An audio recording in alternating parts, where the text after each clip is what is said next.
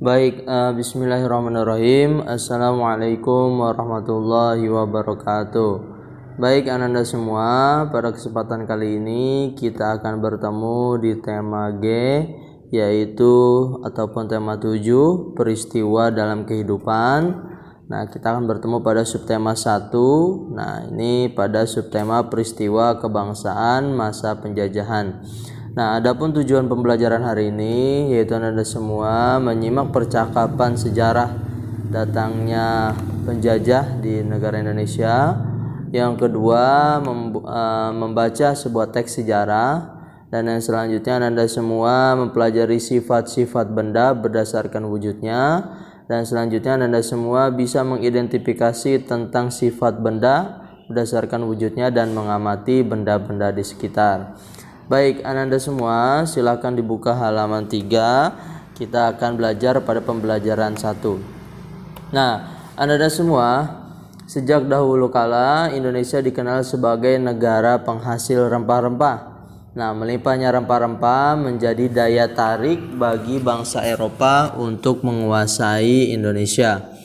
Nah, bagaimana sejarah bangsa Eropa hingga akhirnya menjajah bangsa Indonesia? Nah, mari kita akan belajar mengenai bagaimana saja sejarah bangsa Eropa akhirnya menjajah bangsa Indonesia.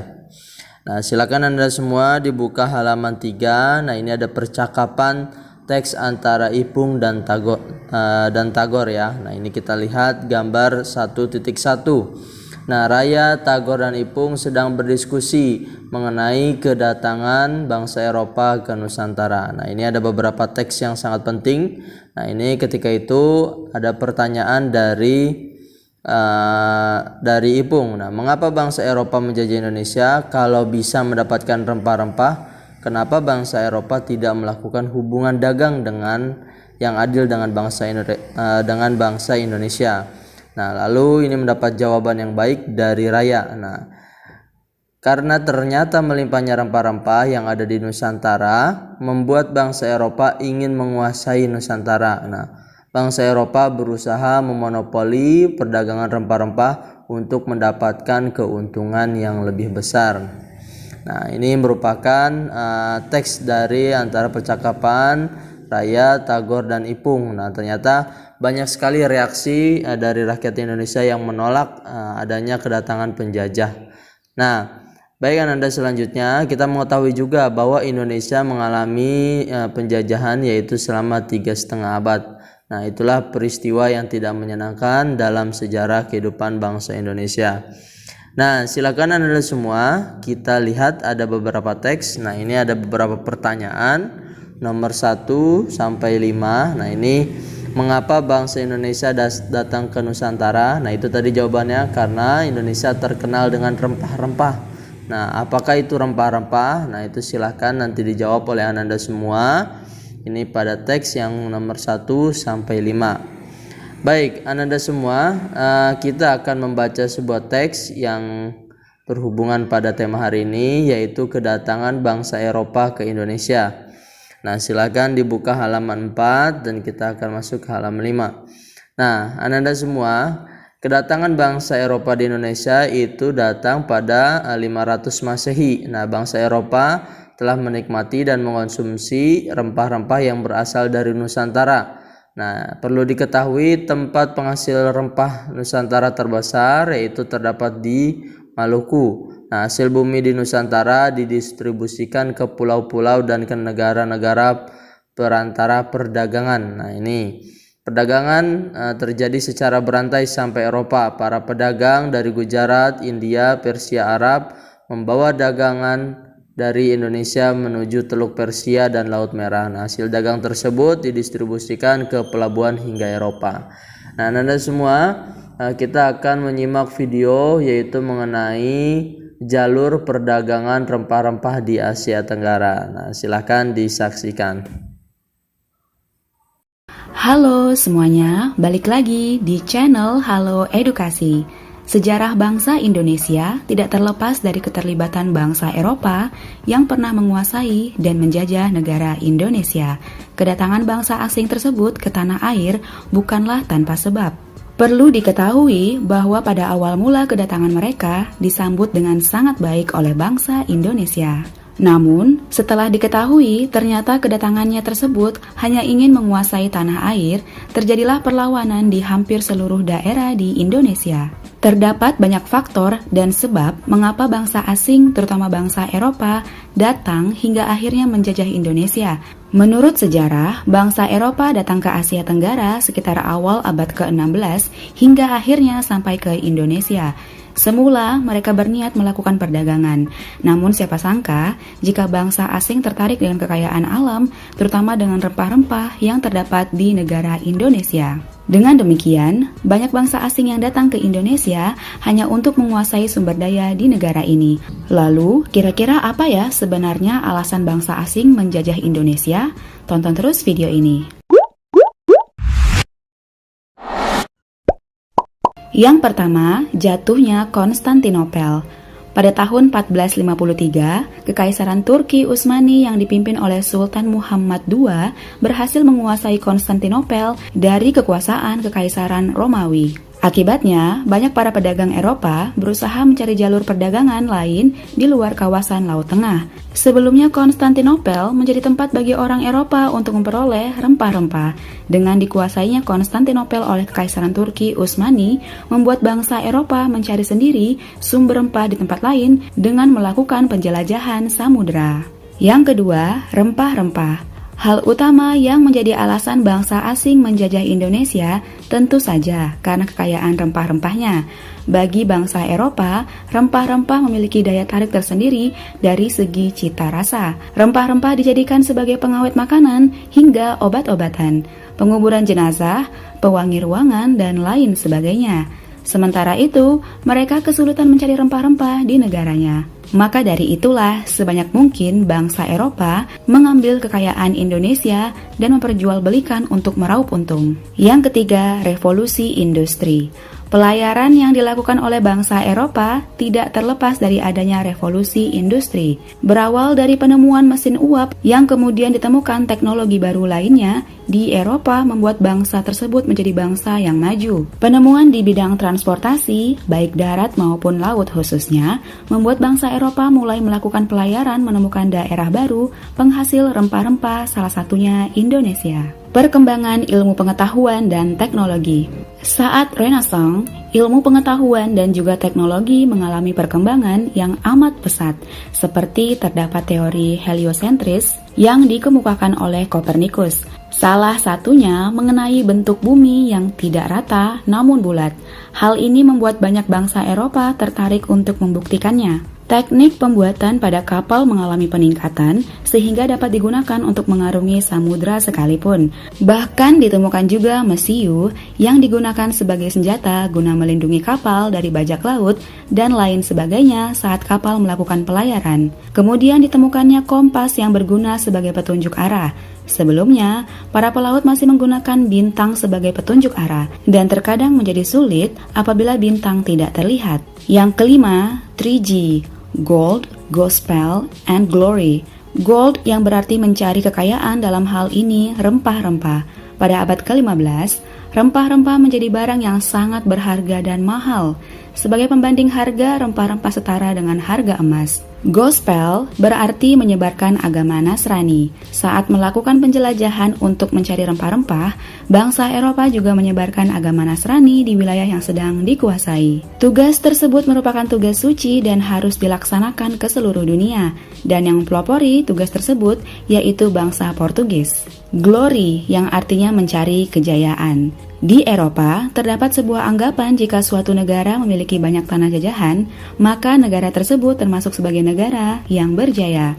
Tidak heran jika banyak negara-negara di Eropa berlomba-lomba melakukan penjajahan ke sejumlah negara di belahan dunia.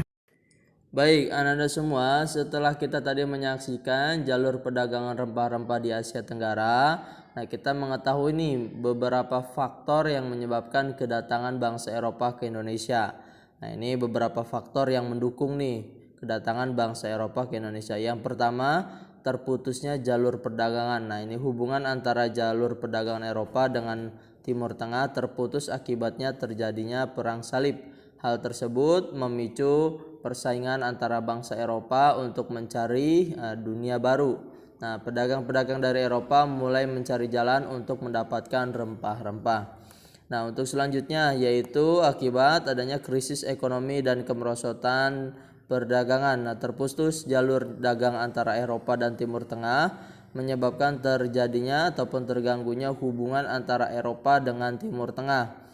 Hal tersebut menyebabkan perekonomian Eropa itu mengalami kritis. Nah, salah satu komoditi dagangnya adalah rempah-rempah yang menjadi sangat langka dan harganya sangat mahal. Bangsa Eropa kala itu benar-benar terpuruk, terlebih-lebih rempah-rempah sangat mahal. Dari sini kemudian muncul ide untuk mencari rempah-rempah yang tempat asalnya berasal di dunia timur. Nah, Anda semua.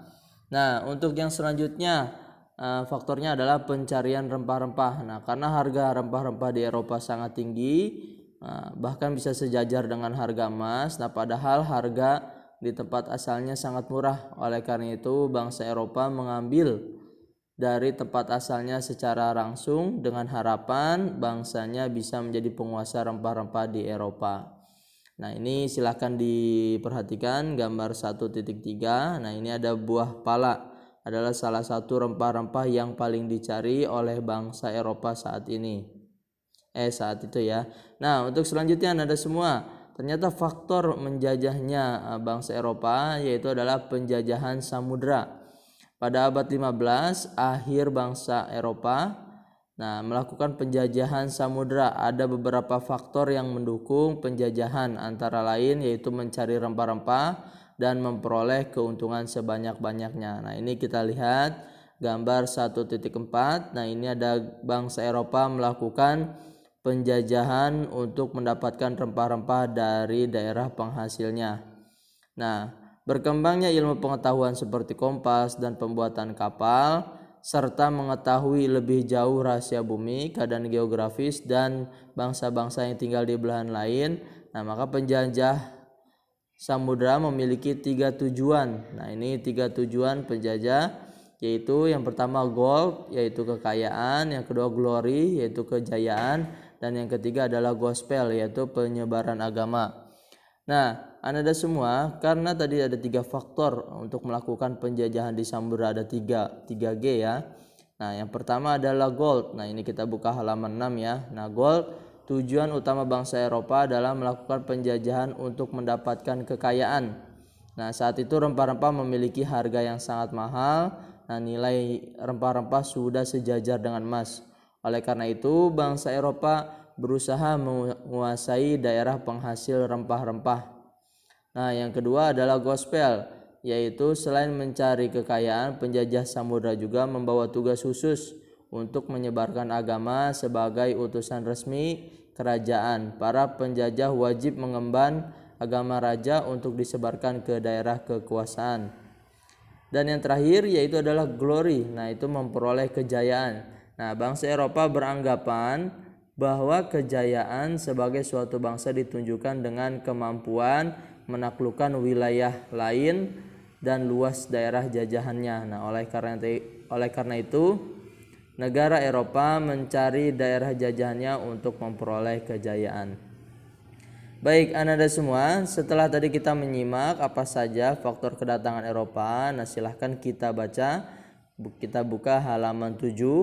Nah, ini bagian A. Nah, ini ringkaslah faktor penyebab kedatangan Eropa di Indonesia dalam bentuk diagram. Nah, ini berikut contoh diagramnya, boleh kamu ikuti. Nah, misalnya nih, faktor penyebab kedatangan bangsa Eropa. Nah, tadi ada beberapa tuh, ada 4 ya. Tadi selain yang pertama yaitu terputusnya jalur dagang, krisis ekonomi, pencarian rempah-rempah, dan penjajahan samudra. Nah, silahkan kamu jabarkan pada bagian A. Dan yang kedua, silahkan kamu buat ringkasan nih mengenai teks yang tadi kita baca, yaitu mengenai kedatangan bangsa Eropa ke Indonesia.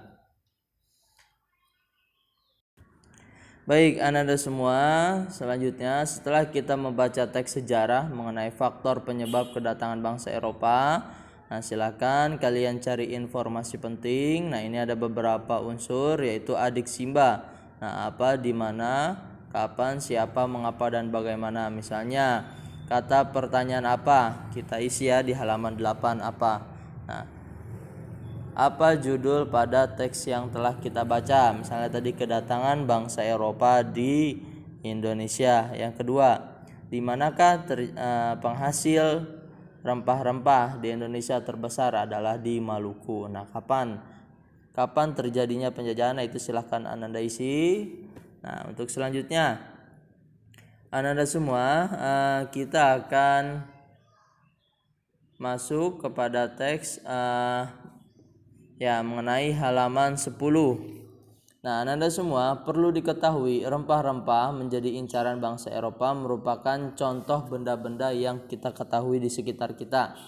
Nah, tahukah Ananda semua benda-benda tersebut? Nah, Ananda, untuk benda-benda adalah segala sesuatu yang memiliki massa dan menepati ruangan. Nah, makanya yang disebut benda adalah segala sesuatu yang memiliki massa dan menepati ruangan. Nah, sedangkan massa adalah jumlah materi yang dikandung suatu benda. Nah, massa suatu benda dapat diketahui dengan menimbangnya. Jadi untuk menghitung massa itu dengan cara menimbang. Yang ketiga yaitu satuan massa bisa digunakan untuk menyatakan massa itu dalam berbentuk kilogram ataupun gram. Nah, Ananda semua, benda juga menepati ruangan. Tadi selain memiliki massa dan menepati ruangan, nah untuk menepati ruangan berarti itu harus diketahui volumenya. Kemarin kita matematika sudah mengenal ya volume. Volume adalah besaran ruangan yang ditepati oleh suatu benda. Nah, satuan biasanya digunakan volume yaitu liter ataupun mililiter. Nah, untuk memudahkan kita mengetahui sifat-sifat benda, maka benda dibagi menjadi 3, yaitu benda padat, cair, dan gas. Nah, contoh benda padat banyak sekali ya. Ada baju, ada sendok, ada jam tangan, ada kipas, dan yang lain-lain. Contoh benda cair misalnya kecap, bensin, oli, susu, jus, dan minyak wangi. Nah, untuk contoh benda gas adalah udara, uap air, asap. Nah, untuk mengetahui lebih jelasnya, kita akan mengetahui sifat-sifat benda padat, cair, dan gas. Nah, silakan diperhatikan halaman 1.5. Nah, ini adalah contoh benda padat yang gambar A. Nah, ini kira-kira gambar apa ya? Nah, ini benar adalah gambar kayu. Nah, selanjutnya ini adalah air di dalam gelas. Nah, ini yang B. Yang ketiga adalah udara di dalam balon. Nah, Ananda semua, tadi kita sudah mengetahui bahwa benda adalah segala sesuatu yang memiliki massa dan menepati ruangan. Nah, kalau massa tadi adalah besaran ukuran yang massa adalah jumlah materi yang dikandung dalam suatu benda, sedangkan volume adalah besaran ruangan yang ditepati oleh suatu benda. Nah, kita akan mengenal sifat-sifat benda. Nah, ini yang pertama adalah sifat benda padat. Nah, sifat benda padat yang pertama ini adalah memiliki volume yang tetap. Nah, coba kamu perhatikan pensil, gelas, dan yang lain-lainnya. Nah, kalian perhatikan nih. Halaman 1.6. Benda padat dapat berubah bentuknya. Nah, misalnya menjadi plastisin dapat diubah bentuk apabila ditekan. Nah, dengan demikian bentuk dan volume pada benda padat itu tetap meskipun dipindahkan ke tempat yang berbeda-beda. Namun benda padat dapat berubah dengan menekan, memotong, memukul, dan menarik benda tersebut. Nah, contohnya adalah plastisin. Namun volume dan massanya itu tetap. Nah, yang kedua adalah benda padat memiliki sifat dapat diraba. Semua benda yang padat dapat diraba. Nah, coba kamu perhatikan buku, baju, dan tempat pensilmu. Nah, kamu dapat merasakan permukaan benda tersebut, bukan? Nah, baik, Ananda selanjutnya kita akan mengetahui sifat benda cair. Nah, kita perhatikan pada gambar 1.7. Nah, benda cair ini akan menepati bentuknya sesuai dengan wadah yang ditempatkan. Nah, yang pertama yaitu benda cair memiliki sifat yaitu bentuknya yang berubah-ubah. Nah, bagaimana jika benda cair kita masukkan ke dalam gelas? dan kita pindahkan ke dalam mangkok. Nah, apa yang terjadi? Nah, bentuk yang pertama yaitu mengikuti wadahnya berbentuk gelas. Yang kedua mengikuti mangkuk. Nah, jadi benda cair ini memiliki bentuk yang berubah-ubah. Nah, meskipun volumenya tetap. Nah, untuk selanjutnya, benda cair ini mengalir dari tempat tinggi ke tempat rendah. Nah, contohnya adalah aliran sungai. Ini mengalir dari hulu di pegunungan menuju laut yang letaknya lebih rendah. Nah, untuk selanjutnya, air ini memiliki sifat dapat melarutkan benda. Nah, perhatikan air dapat melarutkan gula ini pada gambar 1.8. Nah, benda cair dapat melarutkan benda, contohnya ketika kita membuat teh manis. Nah, gula yang kita aduk-aduk akan terlarut dengan air. Nah, apa yang terjadi? Lama-kelamaan gula tidak terlihat. Nah, gula telah larut dalam air sehingga air teh menjadi manis. Nah, ini merupakan percampuran gula dengan air. Nah, ini disebut adalah pelarutan.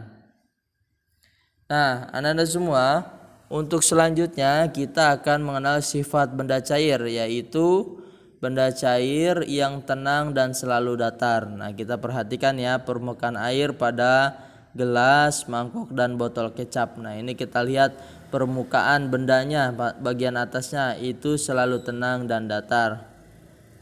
Nah, coba tuangkan air ke gelas lalu biarkan beberapa saat. Perhatikan permukaan di dalam gelas. Nah, permukaan itu terlihat datar. Hal tersebut menunjukkan bahwa permukaan cair itu selalu tenang dan datar. Nah, untuk selanjutnya Nanda, pada sifat benda cair yaitu dapat meresap melalui celah-celah kecil. Nah, benda yang meresap ke celah-celah kecil ataupun pori-pori bahan tertentu itu disebut dengan kapilaritas. Jadi kalau ada pertanyaan, kapilaritas adalah benda cair yang dapat meresap ke celah-celah yang berpori-pori pada bahan tertentu.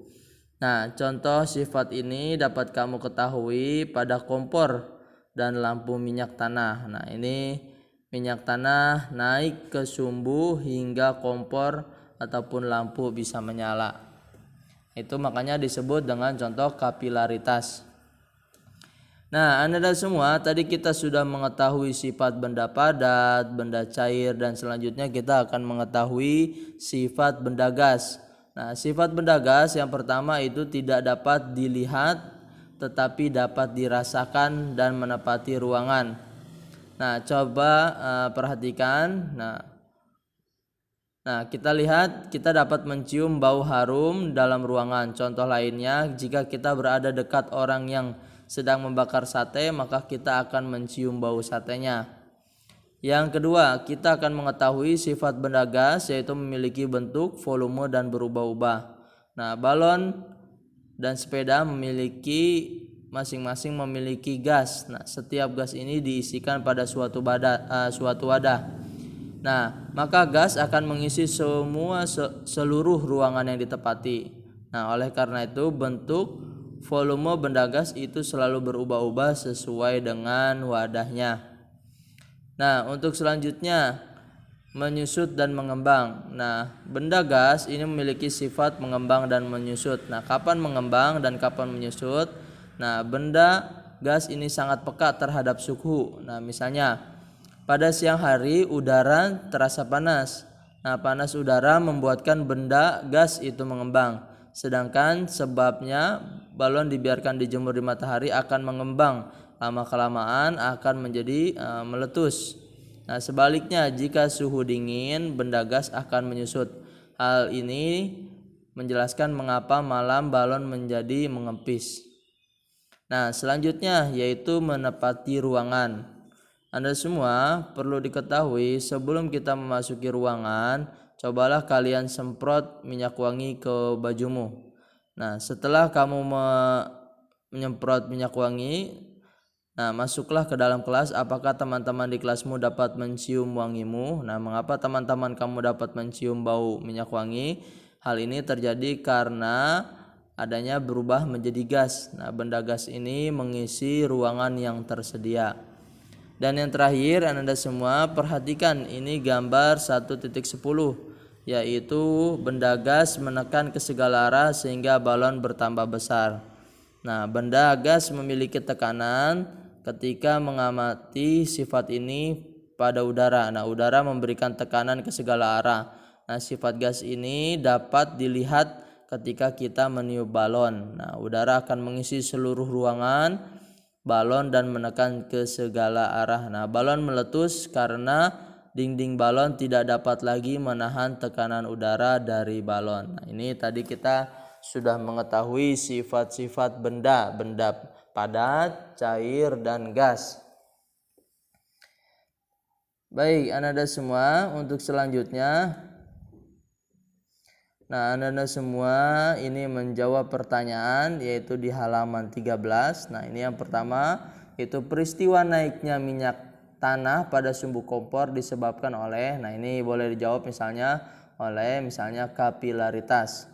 Misalnya olehnya panasnya sumbu. Yang kedua, benda cair dan gas memiliki bentuk yang, nah ini bisa berubah-ubah. Nah, silakan kamu isi nomor 3, 4, dan 5. Dan nanti Anda semua ingat ini dikumpulkan pada hari Kamis. Nah, Anda semua mungkin itu pembelajaran pada hari ini mengenai pembelajaran pertama, yaitu kita tadi sudah mengetahui sejarah bagaimana kedatangan bangsa Eropa ke Indonesia, dan juga kita mengetahui sifat benda berdasarkan wujudnya. Nah, mungkin itu saja. Apabila ada yang ditanyakan boleh ditanyakan di Google Classroom. Kurang lebihnya mohon maaf. Wassalamualaikum warahmatullahi wabarakatuh.